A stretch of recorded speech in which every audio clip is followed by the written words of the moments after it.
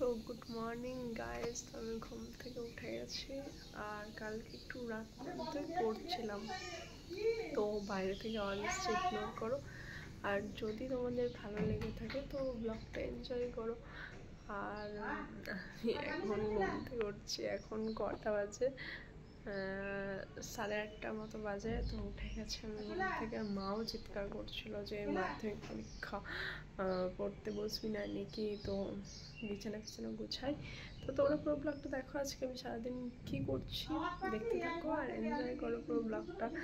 আর এই পিম্পলটা সবাই ইগনোর করো ভাই গাইজ, বুঝতে পারছো। আর সামনে বিয়ে বাড়ি, তো বেরোতেই হবে। তোমরা বিয়ে বাড়ি ব্লগটাও দেখবে, তো পুরো ব্লগটা এনজয় করো। আর আমি হাতটা তো ব্যাকে আছে, তাই জন্য আমার একটু প্রবলেম হচ্ছে। আমি তো রেগুলার ব্লগ করি না, তো দেখো আর এনজয় করো। আমিও ফ্রেশ হয়ে আছি গাইজ, ফ্রেশ হয়ে আছি। তো আমি ফ্রেশ হয়ে চলে এসেছি আর আমি এখন পড়তেও বসবো। তো পড়া হয়ে যাক আর তোমরা পুরো ব্লগটা দেখো আর এনজয়। তো আমার পড়া হয়ে গেছে আর এই মাত্র আমি পড়ে উঠলাম, এই মাত্র। তো আমি এখন গাইজ আমি কিছু শেয়ার করছি তোমাদের সাথে। আই থিঙ্ক বই দেবে। তো ক্লাস 10-এ যারা পাস করে গেছো তারা তো জানো, সারাদিন মাধ্যমিকের যারা বোর্ড এক্সাম দেয় তো তাদের সারাদিন বই খোলা থাকে, কিন্তু তারা পড়ে নাকি জানি না। আমার তো সারাদিন বই বিছানাতে ছড়ানো থাকে। তো কী করা যাবে, আমার পড়তে ইচ্ছে করে না ভাই। আমার মাথার মধ্যে কিছু একটা হয়ে গেছে। আমি সেই কখন পড়তে বলছি, ফোন তখন আমার কাছে ছিল না, ফোন আমি আলাদা সাইডে রেখে পড়তে বসি। তো বসছি, তো ভাই পড়তে বসেছে, আমার মনই বসছে না পড়াতে। কি পড়ছি, মাধ্যমিকে পাস করতে পারবো তো? আমার কোয়েশ্চেন হয়ে গেছে ভাই। আর মাধ্যমিক পরীক্ষার্থীদের একটাই টেনশন ভাই, পাস করবো তো। যারা পড়ে না, যেমন আমি একটু খুনো পড়ি না। একটু খুনো মাধ্যমিক এসছে বলে আমি একটু রাত জেগে জেগে পড়ছি, যাতে একটু এক্সামটা ভালো হয়।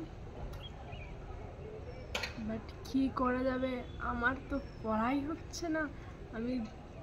আমার সিলেবাস কমপ্লিট, বাট রিভিশন আমার কোনো মতে হচ্ছে না। রিভিশন দেবো ভাই, মুখস্থ তো করতে হবে, নাহলে পরীক্ষায় পাস কী করে করবো। তো যাই হোক, হয়নি পড়া। অনেক চেষ্টা করলাম আজকে 5 নাম্বারের একটা কোয়েশ্চেন মুখস্থ করার বেঙ্গলি, আর 10 নাম্বারের একটা মুখস্থ করার রচনা এমনি আমি লিখতে পারবো বানিয়ে বানিয়ে, যদি ভুল হয় তার জন্য মুখস্থ করলাম। রচনাটা হয়েছে, বাট তার 5 নাম্বারটা মুখস্থ হয়নি ভাই। অনেক বড় 5 নাম্বারটা। 10 নাম্বারের রচনা তো বানিয়ে লেখা যায়, বাট কোয়েশ্চেন তো আমি বানিয়ে লিখতে পারবো না। যাই হোক, মুখস্থ হচ্ছে না। পড়ছি। মা আমাকে সকাল থেকে সবাই, আমি যখন ভিডিওটা দেখবো সবাই শুনতে পাবে মা আমাকে কতটা চিৎকার করেছে যে পড়তে বস। ভাই হচ্ছে না। যারা এইচএস দেবে, যারা মাধ্যমিক দেবে, তারাই বুঝতে পারছে যে কি হচ্ছে তাদের। যারা প্রেম করে ভাই, হচ্ছে না। ঠিক আছে, আমার চান করা হয়ে গেছে আর এখন বাজে 12:10। আর এখন থেকে আমি টানা 1 ঘন্টা পড়বো। বাবা আসবে, তারপর খেয়ে নেবো। বাবা এখন আসেনি, তো যাই পড়তে বসি। আর আমি আজকে সারাদিন কী করছি তোমরা পুরো ব্লগটা দেখতে থাকো আর এনজয় করো। আর অনেক বড় হয়ে যাচ্ছে ব্লগটা, তো কেটে কুটে দেখে ছোট করব। তো দেখো পুরো ব্লগটা এনজয় করো। তো সারাদিন ঘরে থাকতে ইচ্ছেও করে না, আর বাইরেও তেমন একটা বেরোনো হয় না, তেমন বন্ধু বান্ধব নেই। যখনই বেরোই দিদি আর মার সাথে বেরোই। তার জন্য ছাদে এসছে। ছাদে এত রোদ গায়ে থাকা যাচ্ছে না, গাল পুরো পুড়ে যাচ্ছে। দেখো রোদে আমি কালো হব না, অলরেডি আমি কালো হওয়ার কথাটা বলবো না। বহুত রোদ গাইস, বহুত রোদ। তো আমি কালো হওয়ার কথাটা বলছি না। আর যাদের শহরে বাড়ি তারা বুঝতেই পারছো, পাড়া গ্রাম হলে একটু বেড়ানো যায়, কথাবার্তা বলা যায়, কিন্তু আমাদের প্রপার বাড়ি ছিল গ্রামে, কিন্তু আমরা শহর চলে এসেছি। আর ভাই শহর মানে টিউশনে সাজেশন নেওয়ার জন্য আমি যাই না, সাজেশন দেয় স্কুলের টিচাররা, টিউশনে গ্রুপে পাঠিয়ে দেয়, বাট আমি টিউশন যাই না তেমন একটা। আর যাই না বলাটা ভুল, যাই অতটা যাই না, যাই একটু মুছে নাও তোমরা বাদে বাকিটা। যাই না, তো যাই হোক, আর টিউশনে গিয়ে লাভ কি, আমার নোটস লেখা হয়ে গেছে, এবার আমি ঘরে পড়বো।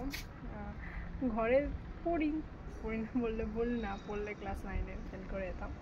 পড়ি, আর বাবাও মাঝে মাঝে গাইড করে, তো পড়া হয়। আর টিউশন অতটা যায় না, অনেকবার বলা হয়ে গেল, তো আবার এটা স্কিপ করতে হবে।